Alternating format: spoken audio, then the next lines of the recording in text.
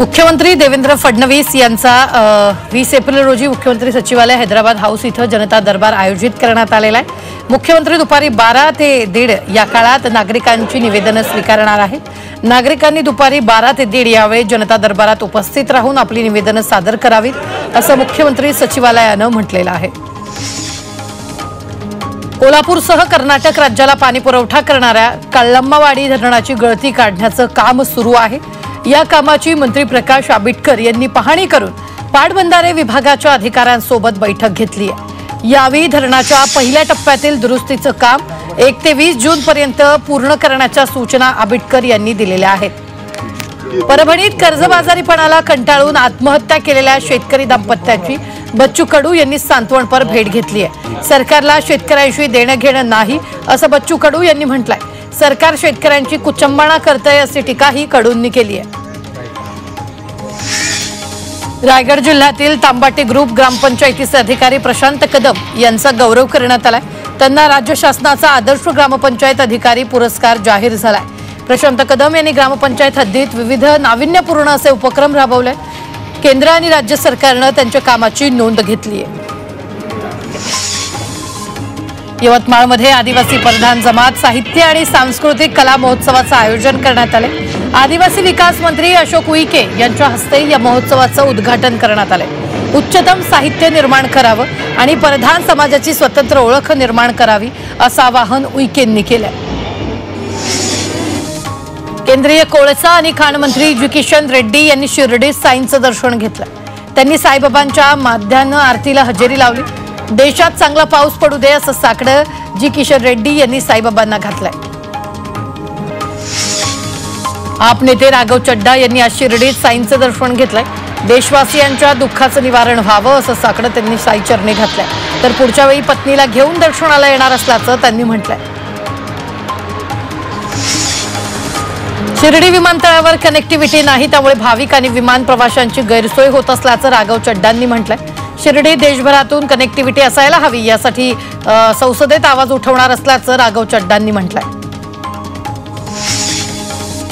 साईचरणी तब्बल 68 लाख रुपयांचं सोन्याचं मुकुट अर्पण करण्यात आले।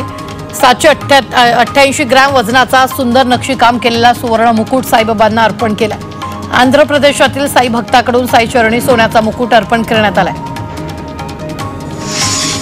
चंद्रपूरच्या बल्लारपूर पंचायत समितीत हिरकणी कक्षाची सुरुवात करण्यात आली आहे। खेड्यापाड्यातून कामासाठी येणाऱ्या स्तनदा मातांना याचा फायदा होणार आहे। तसंच प्रशासनानं 100 दिवस आराखडा अंतर्गत विविध उपक्रम राबवले आहेत। ठाणे वर्तकनगर पोलिसांनी गहाळ झालेले 35 ते 40 मोबाईल फोन शोधून नागरिकांना सुपूर्द केले। पोलिसांनी तांत्रिक विश्लेषणाच्या आधारावर तपास करत गुजरात, उत्तर प्रदेश, बिहार, दिल्ली आणि इतर राज्यातून एकूण 10,50,000 मोबाईल नागरिकांना सुपूर्द केले। तसंच पोलिसांनी सोनसाखळी चोराच्या देखील मुसक्या आवळल्या। नाशिकमध्ये सुनियोजित दंगल घडवण्याचा प्रयत्न होता असं मुख्यमंत्री फडणवीसांनी म्हटलंय। कोर्टाच्या निर्णयानंतर अतिक्रमण काढलं जात होतं, मात्र दंगलखोरांनी पोलिसांवर दगडफेक केली असंही फडणवीसांनी म्हटलंय। अत्याचाराच्या विरोधात नागपुरात विश्व हिंदू परिषदेकडून आंदोलन करण्यात आले। पश्चिम बंगालमध्ये राष्ट्रपती शासन लागू करावं अशी मागणी आंदोलनकर्त्यांनी केली आहे।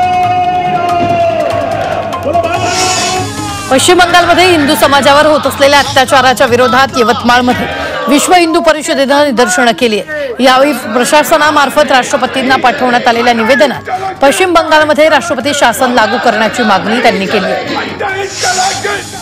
अकोल्यात बजरंग दलाच्या वतीनं आंदोलन करण्यात आलेलं आहे। पश्चिम बंगालमध्ये मोठ्या प्रमाणात हिंदूंना लक्ष्य करून हिंसाचार होत असल्याचा आरोप करत आंदोलन करण्यात आले।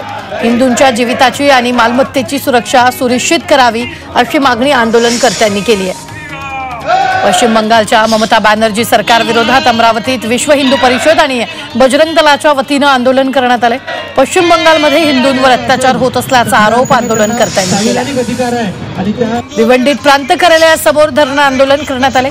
पश्चिम बंगालमध्ये हिंदूंवर होत असलेले अन्याय अत्याचार थांबवावेत या मागण्यांसाठी आंदोलन करण्यात आले। या आंदोलनात विश्व हिंदू परिषद आणि बजरंग दलाचे शेकडो कार्यकर्ते सहभागी झाले। पश्चिम बंगालमध्ये हिंदूंवर होणाऱ्या अत्याचाराच्या निषेधार्थ मालेगावात आंदोलन करण्यात आलं। विश्व हिंदू परिषद आणि बजरंग दलाच्या वतीनं अप्पर जिल्हाधिकारी कार्यालयाबाहेर निदर्शनं करण्यात आली।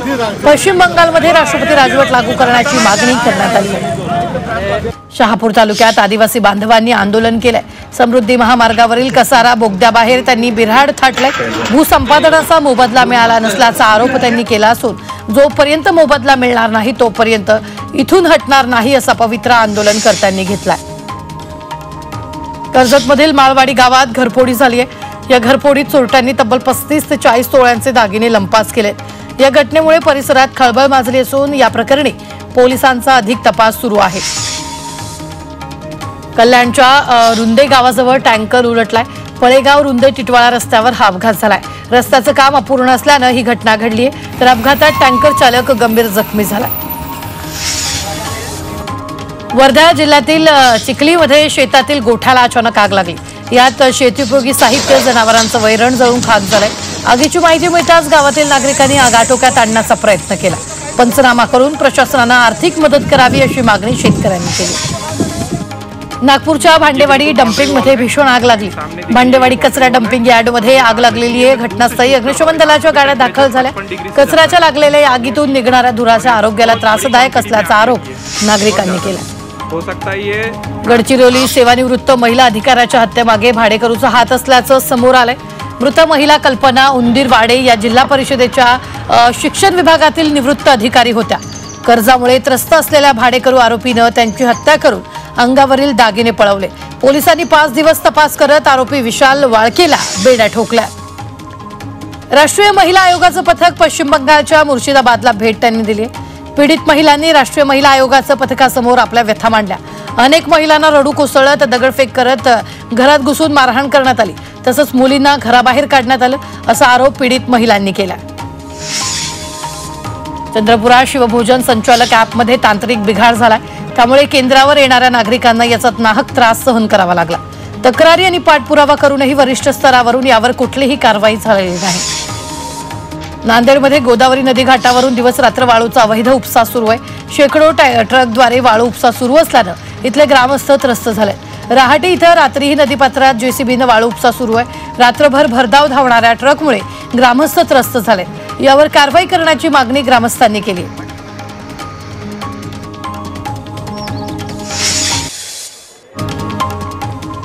कला आणि वाणिज्य शाखेच्या विद्यार्थ्यांनाही वैमानिक बनता येणार आहे। वैमानिक भरतीच्या नियमात बदल होण्याची शक्यता आहे। यामुळे कला आणि वाणिज्य शाखेच्या विद्यार्थ्यांनाही संधी देण्याचा निर्णय डीजीसीएनं घेण्याची शक्यता आहे।